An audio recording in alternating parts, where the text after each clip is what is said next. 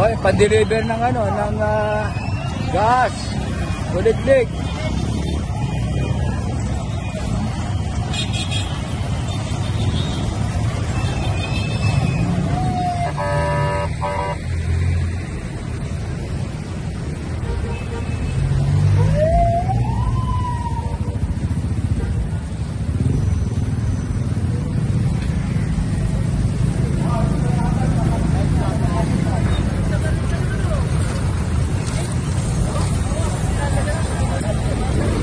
Dami. Sino nag-complain sa mga obstruction dito sa lugar? Yung eskwelahan po, Kuya Boy. Eskwelahan. Oo, ito, yung eskwelahan ng Pigomis. Ayan yung complaint nila. Kahapon, pinunta natin to sa barangay. Nakipag-coordinate muna tayo bago tayo gumawa ng aksyon. Siyempre, pasintabi natin sa barangay kung napapagsabihan ba nila to, nagko-complain na yung eskwelahan.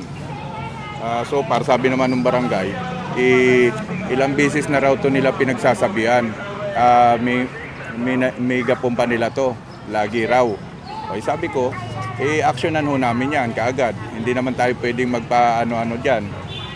May dumating ka rin ng kagawad na barangay. Oo, hindi sa barangay, hindi sa barangay official dito sa barangay na to. Oo, nagulat nga ako eh.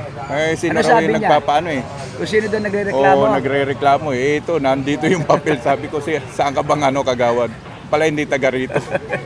Sige, question lang. ano ka karamihan ng complaint? 315. Ano pang complaint? Ito ng mga parking na ang complaint dyan. Araw-araw yan, kinukuha ni chairman yan, ni-announce talaga araw-araw. Hindi niya papakialaman niya. Pag kayo daanan ng clamping, hindi ko sagutin yan. Huwag kayo lalapit sa akin. Yun lang ang kinukuha namin. Hindi sila sumusunod. Hindi sumusunod. Yung mga may-ari na Yung sasakyan. mga-ari ng sasakyan. Ito, talagang bawal ang pugoso. Talaga.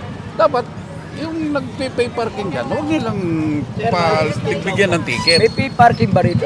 May nagbabayad ng pay parking dito eh. Dito, hindi pwede. Open dito. Pwede, may bayad din naman dito eh. Dito sa Guevara. Dito, dapat hindi na nila binibigyan talaga ng kanya. Bigyan natin ng sumon yung parking collector. Ayun. Huwag na sila mag-parking. Huwag na sila mag-pay Kagawad, ano parking. po pangalan niya? Joey Pisigan. Kagawa Joey. Barangay 315 dito. Kasi po, pasok po yung po. Pati hindi siya yung mabaya. Pagka mag-aala, babay namin yung ebidensya mo. Saka po pa sila. Sa central po. Dito natin alam naman nila yan, bawal sila sa ganitong kalsada. Tsaka kasi wala naman talaga mga lisensya yan.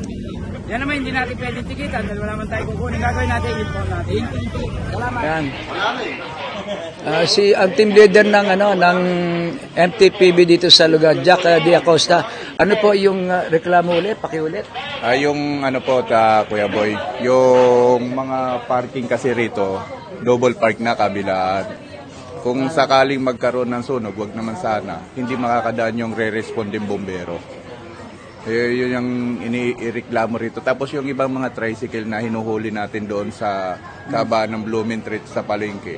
Pag hinuhuli natin yun, dito tumatakbo, ito nagiging tambayan. Reklamo ng mga residente, pinapalkingan yung mga pintuan nila, hinaharangan. Yung mga taga rito, hindi na makalabas. Pag pinaalis, Galit pa. Sila pa yung galit. mga tricycle, Makita driver, napakaluwag na ngayon. luwag na. Ang dami, oh.